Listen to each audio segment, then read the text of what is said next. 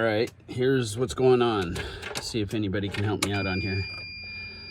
So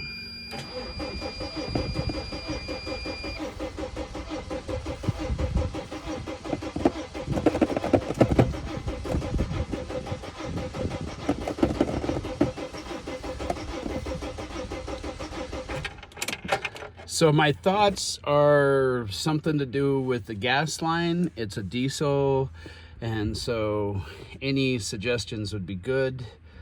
Yeah, thank you.